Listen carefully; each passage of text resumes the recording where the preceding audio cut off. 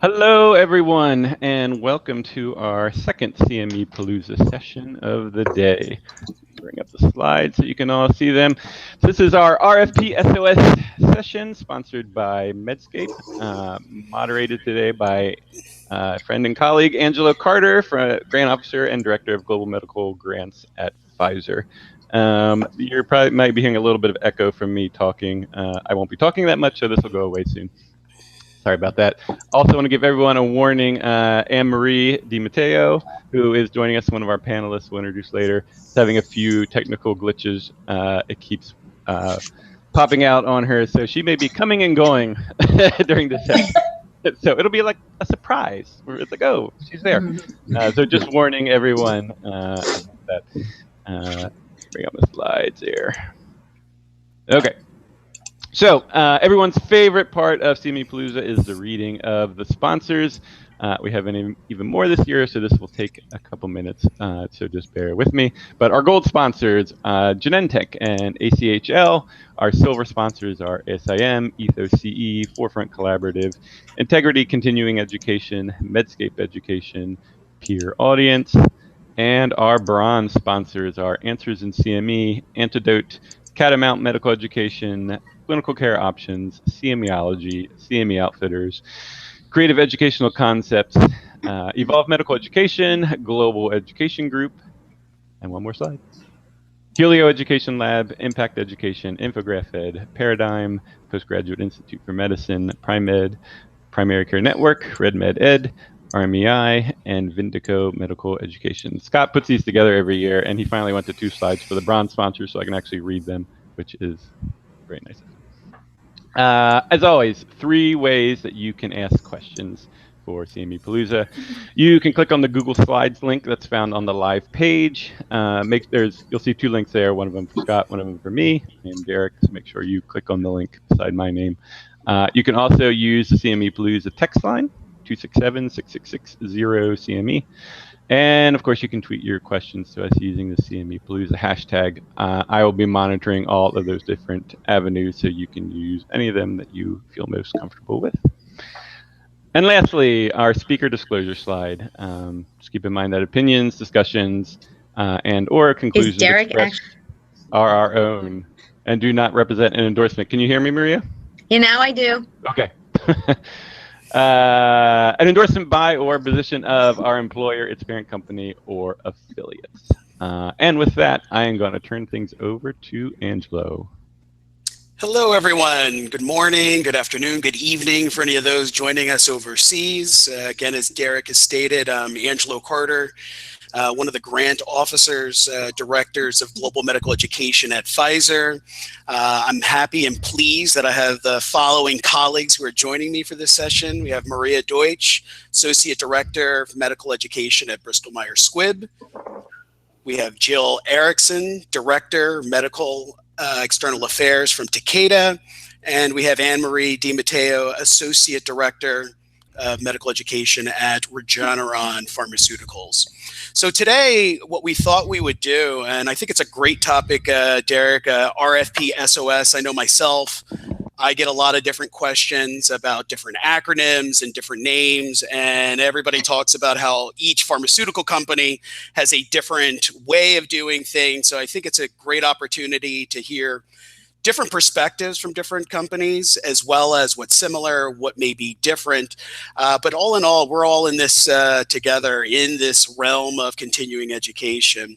So what we thought we would do is more like a fireside chat. We broke it up into 3 parts. We're quickly going to talk about the RFP process from our respective companies and not spend a lot of time on this section because a lot of the information is on our respective websites. So I strongly recommend when you get a notification or you become aware of an RFP or a call for grant application type of posting, definitely take a look at our online sites because there's a lot of useful FAQs and information that could be useful. So we're going to briefly talk about that. Then we'll talk about best practices as well as pet peeves as they relate to RFPs. And so it could be a number of different topics that you're going to hear from my colleagues, whether it's on budgets, outcomes, the agendas, templates, and then also like communications. I think that's a big area that is a focus when you take a look across the board. And then we're going to spend the majority of our time on questions. So we really want to hear from you, the attendees. And so Derek had actually posted and asked for different questions as it relates to this session. So we received the questions, we've heard you, and we're going to go around and have a discussion around those questions. And as Derek mentioned, with the use of the chat function, if there are questions as we are presenting, please send them in and we'll do our best to address those. So to sit back and start off, we're going to talk a little bit about the RFP process. And I thought, Maria, you could kick us off. Hey, I'm going to interrupt. Sorry, real quick. We got a request that came in through Twitter. It's a good one. We have different levels of people who are listening in, and not everyone understands all the acronyms that we are using. So just to keep that in mind when you're talking, we could start with RFP, request for proposal, CGA, call for grant applications, but something to keep in mind as you're talking. Okay, sorry. Excellent. See, that was a big no-no from my part with the all these acronyms that we use. So we'll do our best to make sure that we are clear when talking about just different acronyms during this session. So Maria, do you want to tell us a little bit about the Bristol-Myers Squibb process? Sure. Hello, everyone. I'm Maria Deutsch from Bristol-Myers Squibb. So our process is both an open system and an RFE system. We call it Requests for Education. So what happens is when we keep our system open, it's open 24/7, and those grants get reviewed by each of our specialists that are divided into different therapeutic areas. With our RFE process, Request for Education, we have a template and we post very clearly in our template the type of education that we're looking for, and it's very nicely spelled out. We base our RFEs on our educational gaps and needs, and in the RFE, Request for Education, we list out the educational needs that we are looking to educate on. I think that's it for now. I guess everybody else could chime in. Okay, Jill, do you want to talk a little bit about Takeda's process? If there are similarities, differences, or anything you wanted to add as far as processes? Sure, no problem. I think it's very similar to most on the call today. Similar to what Maria mentioned, ours is we have an open process as well as we call ours call for grant applications, but essentially it's really the same thing, has a lot of the same components as what Maria had mentioned. And really, it's something that we've iterated over time, but the process is very similar. It's based on therapeutic area. I think one of the questions that came in was related to how you decide when to post call for grant applications. And so I think that's important. Our therapeutic area managers, they really look comprehensively across the year as we're developing strategies. So some things are very easy to plan out, and for example, if we are interested in supporting a satellite symposia, it's very easy to kind of understand the cadence and the timing of that. But it's something that we plan in the beginning of the year, but then as needs arise in the community, then we'll post throughout the year. And typically we post the call for grant applications on our website. And, as you mentioned, Angelo, I think our respective websites give some good information about the process in and of itself. But I'll just say that we've been doing it for several years, and we've made tweaks and changes to our templates over time. And it, of course, depends on the type of initiative we're seeking to support. And I would say what would be helpful after this session is any feedback from the audience on, ways that you think we might be able to improve or continue to evolve the process. We'd love to hear that. Excellent. And Anne-Marie, anything? Hi, hopefully everyone can hear me. I'm not echoing and I don't freeze. You're good. But I would say ours is very similar to my two colleagues who just spoke. Some things that we include that I believe everyone else does as well is there's usually based on the gap that we've provided or identified. We do provide some general objectives that we're looking to fill with an RFP or call for grants. We call it a call for grants, but our alliance partners call it an RFP. So lots of different acronyms there. We also usually always provide a budget parameter, which is very important. And something that I think when this team spoke prior to this session, we give those parameters for a reason. There was a question from the audience about, could you submit for less than that budget parameter? Absolutely, of course. That would, to us at least, that's a maximum. Should you submit for over? Probably not. Probably not at all. And there is no reason why, if it is over, it couldn't be submitted just as a regular unsolicited grant as well. But we don't like to see, there's a reason why those parameters are in there. In alignment with my peers here as well, we post RFPs or call for grants on our website. We also post them on the Alliance's site as well as SACME's site. And there may be some scenarios where after it's publicly available, our compliance team actually also allows us to email people and direct them to the Alliance site for awareness that the RFP is available. I think that's a great point. And so, Yeah. Jill and Maria, do you guys have something similar where you're able to post on other external websites or email organizations when you post a RFP or a call for grant? Yes, thanks for clarifying. Absolutely. We've done the same thing. We don't do it every time, but we have in the past. And Yes. I think it's a great idea and opportunity. Actually, we just met with Graham at ACCME, and I think that one of the things he mentioned was the importance of making sure people are aware of all of our websites and when we have call for grants available. So, I mean, I think that's a great point, and we should encourage people to continue to do that. Yep, same here with us. I just wanted to just clarify a little bit with what Anne-Marie had said about the budget. When we put in a budget range, if you do go over the budget that we're asking, we would also like to know what we're actually going to get for the amount that we are budgeted for. Many times grants come in and they are above the amount that we want. And my first call or my first email is, what am I going to get with the amount of money that I have to budget? Because we can't rely on the grant being multi-supported. So if that could be added in the grant proposal, what I'm getting for what I'm looking for, and then this is the nice to have if I get the fuller support, that would really be helpful, and it would cut down on me having to ask for RFI, requests for information. Excellent. And I'll just chip in a little bit about the Pfizer process. Similar to my colleagues, we do have a competitive,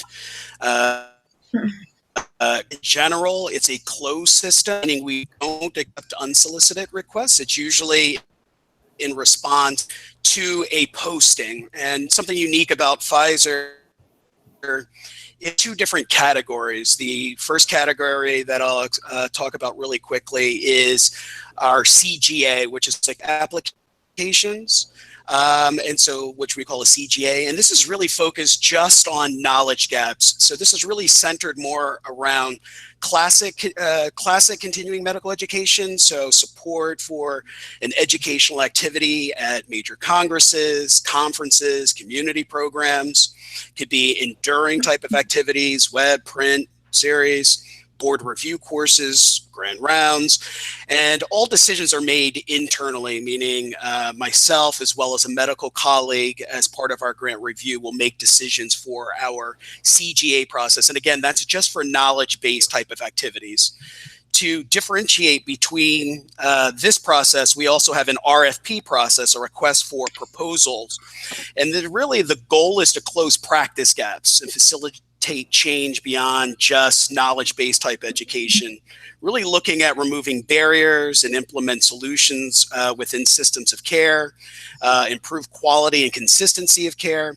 And this is a two-step process where we ask applicants to first submit what we call an LOI, a letter of intent. So instead of an organization submitting a full blown out proposal, we just ask for a 2 to 3 page type of description. And on the document, it explains exactly the type of information that we're looking for. And then there's a second part where if your LOI, your letter of intent, is approved, then that allows you to go to the second step where we would ask for a full proposal. And for this RFP process, something that's slightly different, we have an external review panel. So internally, I don't make the decisions when it comes to a request for proposal. We actually hire outside experts who actually review the proposals and actually make the decisions of how we move forward. So those are the two main ways. We have a call for grant application for knowledge gaps compared to our RFP type process, which is really more about quality improvement, practice improvement types of activities. All right, so that was briefly over our processes. Now let's talk about best practices a little bit. Jill, do you think you could provide something when it comes to best practices from what you've seen or what you would like to see from an RFP of what good looks like? Sure, I'm happy to. I think there's a lot of great best practices. Probably one of the most important ones is, the call for grant applications of their RFPs. They all provide some guidance or some data that talks about healthcare gaps that have been identified, and those are all based on data. And I think most people do this, but the people who really differentiate their proposals most are those who are able, depending of course on the initiative, but are able to really show a variety of different types of needs, go way beyond what is included in the CGA or RFP, and really show data that they've gathered through projects or local needs assessment data, depending on what the initiative is. I guess my point here is that the proposals that come in that kind of mirror the CGA, as far as even taking, I've seen them that have, not so much anymore, but in the past I've seen some that have bullets of learning objectives that were essentially taken right out of the CGA. And this is maybe going to a pet peeve, but the alternative of that as a best practice is really that we want to hear from you. You're the experts. You understand the data most, what the needs of the learners are. So I think it's really providing solid needs assessment to identify a clear gap, and then connected to that, of course, is to truly describe the instructional design and methodology for the initiative, and make sure that you clearly show how that matches the gaps that you've identified, as well as then, of course, the methodology and how you intend to measure the impact of the initiative. For me, that's the most important part. Maybe there's something in the CGA we posted that is a gap that we think is a gap, and it's based on some data, but you know that there's many other gaps that might be even more important. That's what we want to see. Also, I guess I would say the best practice is to ensure that we can tell when people really read through carefully. Although we use the same template for call for grant applications, depending on the intent of the initiative we want to support, there may be subtle changes. I'll give an example. Recently, we put one out that was involved really more from a patient perspective, and so one of the things that was included, but people may not have realized unless you read through the details of the CGA carefully, is that preference would be provided for those proposals that could clearly demonstrate how patients were used either in the development, design, or implementation of the program. But still, even though that was in the CGA, I think not very many of the applications that came in, had that component, which is fine. But anyway, I am rambling a little bit. I do think some of the best practices are really around making sure that, yes, it aligns with what we've requested in the call for grant application, but it goes much beyond that, in that you're providing very unique truly needs that you've identified, and building off of the CGA, not using it as a template for a grant request. Yeah, great points. I think something that really struck me when you were sitting back speaking was really identifying what that gap is, and groups and organizations doing their homework. I see a lot of times where individuals sometimes focus more on the how, more the tactic than the why. And I think if you start with answering, why am I doing this? What is the gap? Then you're able to clearly define the type of tactic or activity to address that. So great points. Anne-Marie, any best practices? Just, I guess, to talk a little bit more about some of the things Jill pointed out. Everything was right on. There are nuances in each RFP. It isn't just legalese, right? There's a lot of legalese. But just as she said, there is information there about what our interests are, because at the end of the day, we all have, it's absolutely based on identified gaps, but how we're acknowledging and finding those gaps is what our interests are, right? So there are nuances. We each build our educational strategy every year, and oftentimes an RFP or call for grant will be posted to address some tactics within that strategy. And just as Jill said, we very much encourage you to read with a fine-tooth comb what is in those RFPs, because there are clues there as to the strategies that we're trying to fulfill. I also think the idea of keeping in mind, when we do post an RFP or a call for grant, we are not getting a handful of responses back. We are getting anywhere from, I would say, easily 50 to 100 responses back. And sometimes we are posting or have available more than one RFP for a therapeutic area at a given time. So when you're writing the responses, the proposals,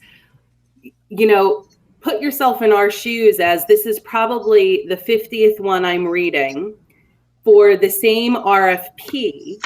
And are you writing it in such a way that your intention is clear and understandable? And what my colleagues have all said is that it's aligned with and speaks to the requests that we have put out there. It's kind of funny how many times you're going through them and you have to sit there and question, how is this aligned with the objectives I put in? Or, whether it's for a specific conference and you get an RFP for just an enduring material or an online program or whatever the case may be. So, in terms of best practices, please read the RFP, read everything within the RFP. Again, the needs assessment and the objectives identified are a baseline. And we're absolutely hoping to hear from you based on your past experience and your gap analysis, what aligns with that, what we've provided, you've found and see as a need to fulfill. And keeping in mind that we receive many, many, many of these, and are you being clear in your response? Are there going to be RFIs or questions that we have because we don't understand what it is you're proposing or how it aligns with our needs? Great points. You know what? We're getting some questions that are coming in, and I think this one kind of relates. And so I'll pose this to the group.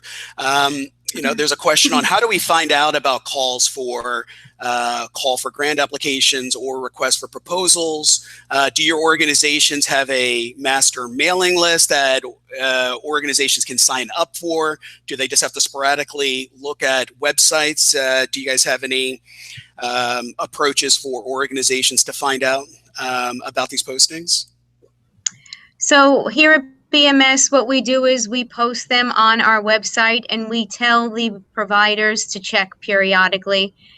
We're also able to send emails out once we do post an RFE, just alerting some of the providers to check out the website. Just following up on what Anne-Marie and Jill had to say about the RFP or RFEs. there's one thing that I think we all forgot to say. You have to proofread your grant proposal. Many times we get grant proposals that have the wrong therapeutic area listed because they're copying and pasting. And as soon as I see that, I put that grant proposal to the side, because detail is everything. And if you're not going to look through and proofread your grant proposal, then I'm probably not going to move forward and consider it. And everybody is laughing here because I know that they've had that experience, but it says a lot.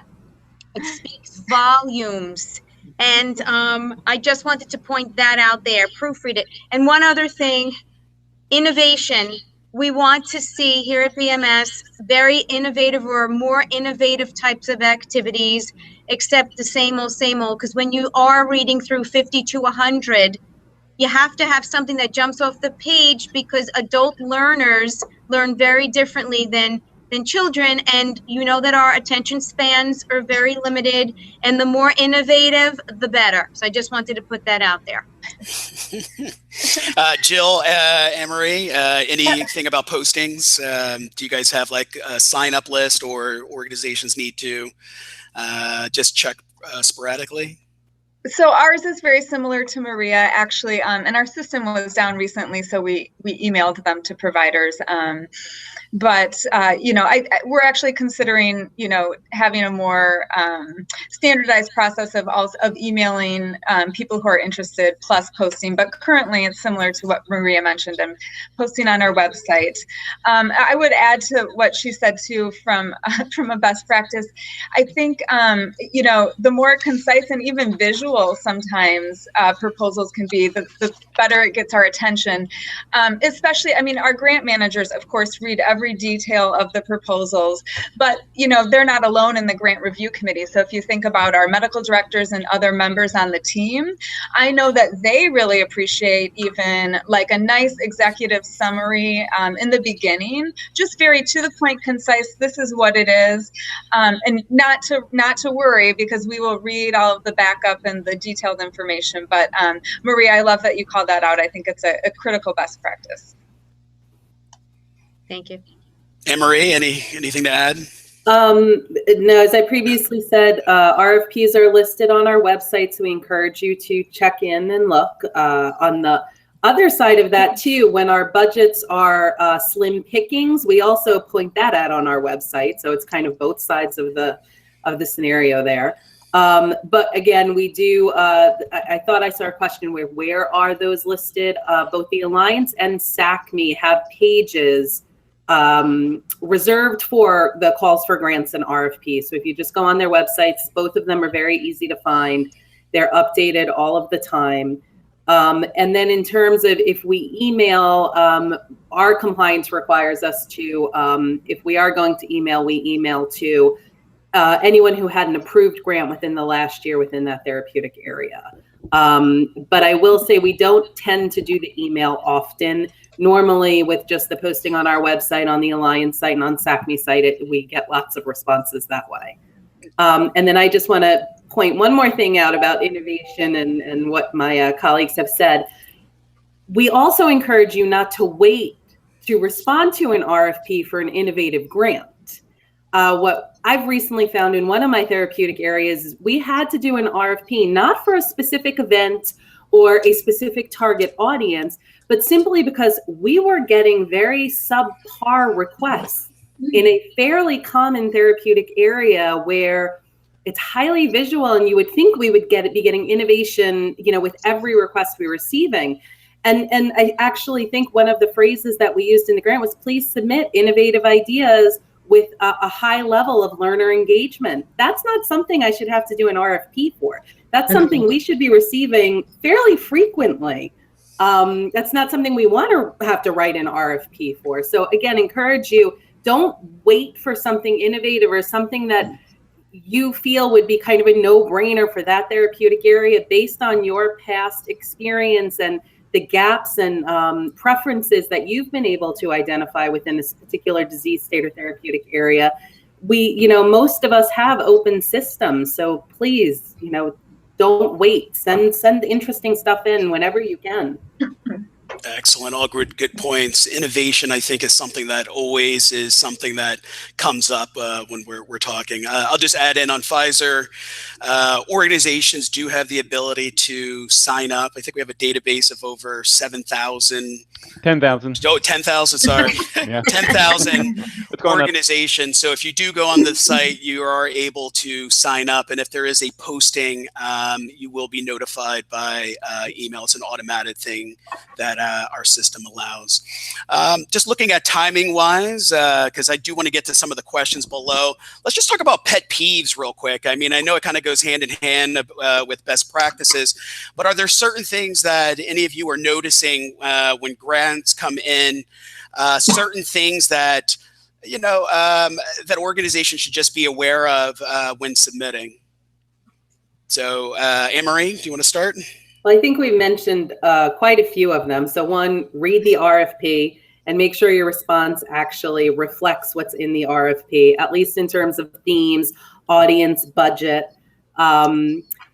Two would be, that executive summary, remembering that we are reading an awful lot of them all at one time. And though that's our jobs, I think it was Jill who pointed out, our committees are also made up of people who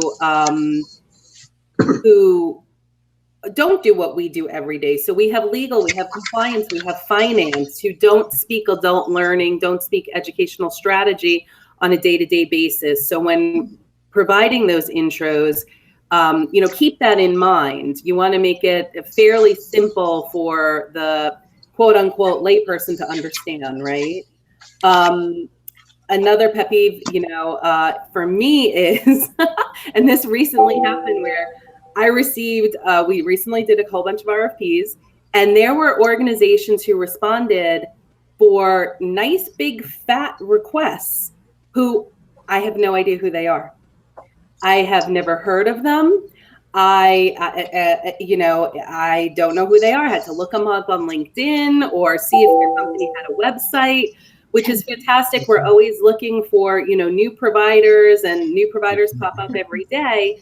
But for me, at least, it is very difficult for me to justify to a committee why I'm spending hundreds of thousands of dollars on an organization I don't know, and that I can't defend in terms of quality or reputation or, something that they might be specialized in. And I'm aware this is a group that specializes here and that fits our strategy. So if we don't know you, at least for me, I won't speak for my colleagues, but I encourage you to reach out and introduce yourself. That only helps us in making our decision. All right. And just quickly, a question came in. Anne-Marie is from Regeneron Pharmaceuticals. There was just a question of what company you were from. Maria, is there anything you would like to add? Add as a pet peeve. Okay. We covered a lot of them, but I think two still have not been mentioned. With regards to, Angelo's laughing, with regards to outcomes and how you're going to achieve these 4 or 5 level outcomes, you have to make sure that you're actually going to do that work to achieve those outcomes. And many times we get proposals that come in where we clearly know that it's only a level 3 of how you're going to approach it, yet you're stating it's a level 5 and 6. We see through that. We know what levels of 4, 5, and 6 need to be measured against. Please do your homework. Please make sure that it is aligned. The last thing, or the second pet peeve that I have, because everything else has been mentioned. If you're not an expert in that particular therapeutic area, don't try to be an expert, because we can see through that as well. We're very versed, we're very knowledgeable about what our company's therapeutic areas are and what our strategies are. If you're just trying to throw your hat in the ring and you're not hitting the mark because you're not there yet, we see through that. And so a lot of those types of RFPs or grants are not robust enough. And I have to have that conversation each time somebody calls me and asks why I declined. And I give them that advice. Try to become more expert in that area, or or get yourself an advisor that will be able to give you that information to back up a good grant proposal the way that we'd like for it to come in and to be seen. Excellent. And Jill, anything you wanted to tag on to anything that's been said? No, I don't think so. The only other pet peeve I guess I would have, but I think it was mentioned, was, we've kind of flip-flopped with putting a range or a budget that we have available, because there are times when it's clear that so many people just put almost the exact number that you put out there at the high end, or let's say it's 300 and it will say 299, 999 or something. So we've struggled a little bit with how much guidance we give around the budget. So I guess even when we post or we have a range, it is easy for us to tell when people are just putting a number in, because that's the highest that we said we would be able to support. So I think from a fiscally responsible standpoint, it's just important to make sure that the budget is true to what you really need to accomplish the objectives that you're setting forth to achieve. So that's the only other pet peeve I could think of. Excellent. A question came in about, because I know there's a lot of discussion on, organizations who you may not know. So a question came in, how do you reach out to introduce yourself? And I know individuals have different preferences, but I don't know if you guys wanted to add, but, for myself, whether it's an email, a phone call, whether it's one of the conferences, there's plenty of times to get to know individuals. No one's going to bite you. So I say, go out, get to know people. I mean, it's a small community. When you sit back and look, a lot of us have been in this industry for a while. So I think there's a number of different ways to reach out and introduce yourself. I don't know if anybody wanted to add anything. I don't know if you have certain rules or regulation that prevent, but for me, there's a number of ways, to communicate and to reach out. Yeah, agree. Where all of us are on LinkedIn, worst case scenario, right? The Alliance has contact information available for its members. You can reach out that way. As Angelo said, we're always at the meetings, whether it's an Alliance meeting or a CBI, or even at association meetings, the therapeutic area meetings, we're always there.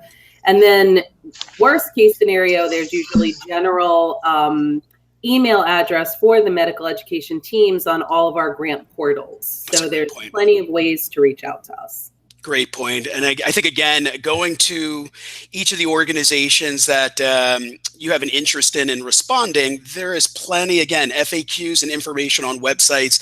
And typically everybody has a general email box for questions. So please feel free, again, look at the different websites. A lot of valuable information, a lot of time and effort goes into posting information, whether it's FAQs and updates to the websites. I'm going to shift gears a little bit, and we heard you guys loud and clear. There are questions that came in, so I'd like to start jumping into some of these that were submitted to Derek earlier in the week. So one of the questions, overall, what is your question for the RFP, so request for proposal, SOS panel? And one of the first questions that came in, if you were a grantor that was not selected for an RFP or a call for grant application that was posted, or if you were one that was selected, why or why not? Do you communicate back to those organizations of why they weren't selected? I'll go first. Okay, go ahead. Yeah, I'll go first. Most of the time, the provider reaches out to us when they see the declination letter. We usually don't proactively reach out because there could be many grant proposals that come in. So we are always willing to talk to the provider who gets declined and give them reasonings as to why their grant wasn't approved. All right, Jill or Anne-Marie, anything different to add? Just that sometimes it's it's very difficult, and I've said this before, I'm not lying or exaggerating, and everyone knows I can totally exaggerate, but I am not exaggerating when I say we do receive anywhere from 50 to 100 responses. So sometimes it's not that it wasn't a quality grant or that the proposal didn't meet what we were hoping for. It's just that there were so many of them, and then we have to kind of rank order them and prioritize them accordingly. And we do only have so much money to spend. So if we're getting 50 to 100, oftentimes there are fabulous requests that we just can't approve at this time because we've met our budget and we received so many responses. So again, I encourage you not to wait for RFPs. Send these grant when you have the idea, when you have identified an unusual gap or something based on your proprietary information that you think would be a great idea. Don't wait for the RFPs, because we're not getting a handful in. We are getting a tremendous amount in, and then it becomes, we have to, compare them side by side. So that's also something we don't like about the RFP process, right? It definitely helps us meet goals, but then it's a little bit overwhelming, and there's only so much money we can spend. Yeah. Here, I'll jump into the next one. Jill, I'll give this question to you to start off. The question came in: who decides when to create a request for proposal for a specific topic or event? Got it. So that really, it depends on, well, I guess it doesn't depend, but it's our therapeutic area grant managers who really lead the educational strategy in conjunction with our medical teams for whatever therapeutic area it is. So oftentimes the decision is made early on in the strategic planning process regarding the cadence of when call for grant applications would be posted. But oftentimes as well, there are needs that pop up or changes that occur throughout the year, and depending on what's being discussed within those therapeutic area teams, then the grant manager is typically the person who would initiate that process and decide when to post a CGA. Okay, Maria, is it similar for you? So what we've done in the past and what we're currently doing now is we are doing educational needs assessments to support and level set what we've been supporting over the past couple of years and what we're hearing from the medical strategy through our medical teams, just to make sure that it's aligned and that the gaps that we think are needed to be filled are actually gaps. So we're doing educational needs assessments right now, and based on those, we will decide if we need RFPs to address them, or when we do look into our open system grants to see if the grants are aligning with these educational needs assessment results. Excellent. And Anne-Marie? Same. Okay. Nothing different. Yeah, I think everything is based off of the need, right? So whether it's a needs assessment, it's evidence-based, right? So I think a lot of times outside organizations or groups think it's us as the organization that are just coming up from some type of internal type of thing. And I think there's information that plays a part, but for everything that we post, it's supported by the literature. It's got to be something that is evidence-based, defined by a true need that exists. So I think that's something to keep in mind, that we work with a number of different stakeholders and look at the literature. And I think there's a combination of factors that play into what actually goes into a RFP. It's not as if, right, if we're not just pulling this out of thin air to come up, but it needs to be based. Maria, I'll ask you this one. Is it better to submit a grant proposal asking for the full amount outlined in the RFP, or request for proposal, or for a lesser amount? Does it make any difference? It really doesn't make any difference. I have a certain amount of budget that I'm going to put towards the grant. And like I had mentioned earlier, give me a strategy that will fulfill my budget. If you go above that, let me see what that is and what it would mean if it does, if with the balance of the money, what that's going to cover.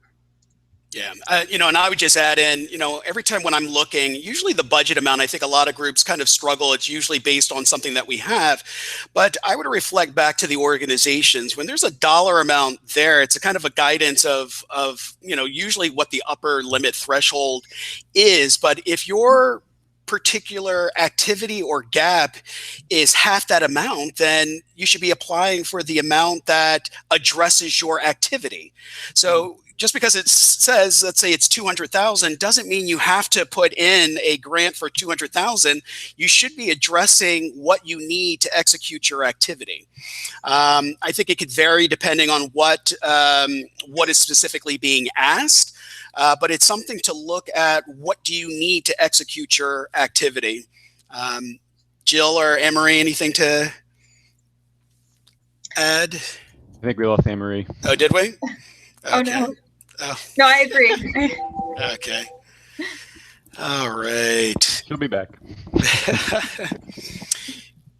Here's another question that came in, and this one I think is a good one to open to the group and to see what your perspective is. In view of the standards for commercial support and pharma's influence in content development, not really sure that's worded correctly, but how are RFPs not considered influence when such specificity is included in many of them with regards to learning objectives? So I could chime up about that one. Would we add to our request for education or the educational needs, not so much the learning objectives? Based on, like you had mentioned, Angelo, and what I had spoken about right before this question, based on the educational needs, based on the needs assessments and the literature and the gaps, that's how we create our educational needs. So it's not the learning objectives, it's the educational needs. And our legal team reviews any RFE that gets posted to our website. Agree. Jill? Yeah. I mean, I don't have too much to add. And Angelo, you said it nicely earlier as well about, everything being evidence-based. So anything that we list from a focus area perspective or a need is backed by evidence. Similar to what Maria said, our legal and compliance colleagues review everything. And really, whatever is in there is very high level. It's not, I mean, as the question mentioned, content, it's not at all directing content. It's just getting out there based on evidence what a need is. But that doesn't, in my mind and in our compliance people's minds, it doesn't mean that we're influencing or directing. At the end of the day, we're not controlling whoever is chosen as a response to a CGA. We're not controlling in any way, shape, or form how they determine to, roll out the initiative that they design themselves based on their own gaps. I think that also goes back to one of my original comments. We would probably never select a call for grant application that was a regurgitation of the needs that are already based on evidence that were in the CGA. We're looking for much more than what we put in a CGA as we review proposals. So I am very comfortable that it's not in any way directing content or breaking the standards for commercial support.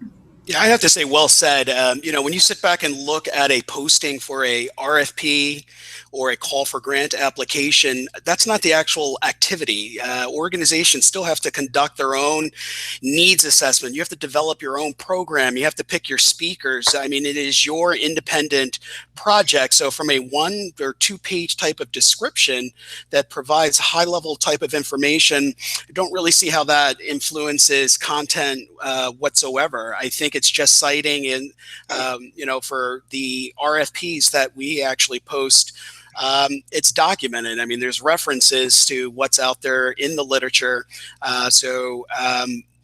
Organizations still have to decide and develop their own program. So I don't really have much to add there. Anne-Marie, I don't know if there was anything additional you wanted to add to that question, or if you heard what the original question was. Due to my technical difficulties, we're now on my third device. Hey, it's working. This one, I think we should have started with this one. This is the phone, see? But I do want to say, I kind of say this a lot. we are a business like any other business. And I think in our world of medical education, we forget that the monies we received are based on strategic imperatives of the company, interests of the company. So our objectives that we come up with in our strategy every year have to align with where the money comes from. So there is absolutely nothing biased or influencing about us sharing with you what our objectives are. Here is our, what we can share about our strategy in terms of these are where we've identified educational needs within our areas of interest and goals that we have for a given year or a given period of time that we share with you in an RFP. I don't see how anyone could see that as influencing, because it has nothing to do with what you then respond, or as my colleague said, if you do receive a grant, what you do with that money. But giving you all parameters about where our minds are based on our business needs is not considered commercial influence. Right. Well said. Another question came in. Often accredited providers will partner with multiple organizations to submit more than one grant in response to a request for proposal or call for grants. Does this help or hinder? Should they pick only one? Should they to consider for the best solution to the need? So basically, should an accredited provider really limit who they're going to partner with when they know it could be multiple types of submissions? Any thoughts? I'll respond to this one. Go for it. So, yeah, I have two thoughts on it, but basically, I don't mind if they're submitting more than one. I think that's fine. I think when you're submitting 6 or 7, then it feels like you're fishing. And just trying to throw out anything you can to possibly get something approved. So, 2 or 3, fine. Yes, of course, the best strategy, we want you to be coming up with the best solution that you think is available. It could be more than one thing. So, yeah, I mean, 2 proposals, maybe even 3 is not a big deal. I wouldn't want everyone to do that. But when we're getting up to like 5, 6, 7, then that, to me, it's a little much, and that does reflect negatively in my personal opinion. And I agree, I think, with the points that you said, Derek, and I think I look at it from another angle as well. So depending on what the posting is, right? So I have a different view, whether it's a call for grant application from a Pfizer perspective, where we're looking just for a knowledge-based type of activity. I can see multiple types of submissions and response from an accredited provider, because it's pretty straightforward knowledge-based type of activities. But when it comes to a response for a quality improvement or some type of practice improvement, I've been challenging groups. I think there's an opportunity for accredited providers, when looking at different partners, you could potentially partner with multiple groups. And I know everybody doesn't want to play nice in the sandbox, but if you have the vision of seeing that multiple groups are reaching out, you have a ability to see different strengths in the different organizations that are submitting.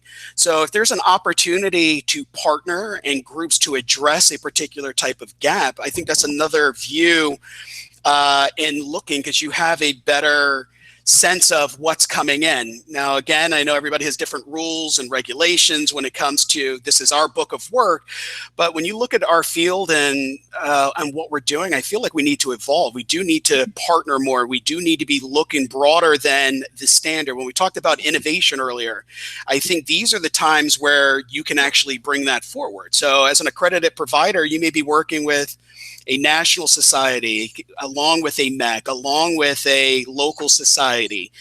So I think there's opportunities to really think of something better, that's more innovative, that's not necessarily going to be extremely more expensive. Again, when you have more groups, there is that potential, but if you really look at addressing and being innovative, I think there's an opportunity there. Angelo, I love that you brought that up. I almost think collaboration in and of itself should be a critical component of our RFPs or CGAs, whatever we call them. And I also think when you're able to form those collaborations, whether it's between medical education providers, outcomes experts, societies, patient groups, et cetera, I think what you're going to see is the opportunity to truly address local needs and to invest in programs and initiatives that are going to have a better chance of being A, sustainable, and B, potentially scalable. So thank you for bringing that up. I think that collaboration is critical. It's not easy, but the more we do it well as a community, the better off our patients and providers and systems are going to end up being. Well said. Derek, I know we only have a couple of more minutes, so I'm just going to ask Maria and Anne-Marie and Jill if there's any other final comments that you may have. Silent. No, I mean, I think this, I really. I think we covered it. Yeah. Okay. I think hearing the questions is important because we think of RFPs as fairly simple, right? I mean, here's what we want, send in what we're, what's aligned with it. We review it and the grants kind of go out from there. But there are questions, and I encourage you all not to wait for sessions like this to ask those questions. If you see a posting, not responding to an RFP isn't a horrible thing either. If it doesn't align with your strengths, then, it's okay not to submit. Or if you have questions about what's there, obviously we can only say so much based on our compliance regulations. But, again, ask us questions, call and ask. But I think this was a great conversation, and the questions that were asked are going to, stick in my mind for the next time I write an RFP. Yep. Agreed. All right. So I'd like to thank Maria, Jill, and Maria had some great points. Derek, yourself as well. I think it's a great session. I think we can have a ton of different fireside chats, dialogues on a number of different topics that are there. And I think some of the key points that came out was communication, right? So reach out if you do have questions, whether it's at a conference, whether it's utilizing our respective websites and emailing our grants mailboxes to get clarification. Communication. So I'd just like to thank everyone. Derek, I'm not sure, is there anything else? I have a few closing things. First, thank all of you. That was excellent session, and thanks everyone who participated. We had a ton of questions. We couldn't get to all of them. I'm sorry, but thank you all for submitting. Keep doing it for the next few sessions that we have. It really is. It's helpful for us. And thanks to all of you. Anne-Marie, I think it worked out okay. We only missed you one time. So thank you. Thanks for sticking with it. I appreciate it. For everyone else out there, I'm going to close this up quickly. Remember, please take our survey if you can. It's right on the live page. It's 7 questions. It literally will take you like 30 seconds to do. It is helpful for us. This session is a result of survey results. So keep that in mind. And then lastly, to view the next session, which is common and not so common case conundrums in CME, which should be pretty good. That'll be starting at 11 o'clock. We'll close this one out. Just refresh your screen, and Scott will have the next video feed up in a minute or two. He's already yelling at me to wrap this one up. So we will do that. Thanks again, everyone. Greatly appreciate it. It was a great session. You're welcome. It was a pleasure. Thank you. Yep. Talk to you all later. Okay, bye. Bye.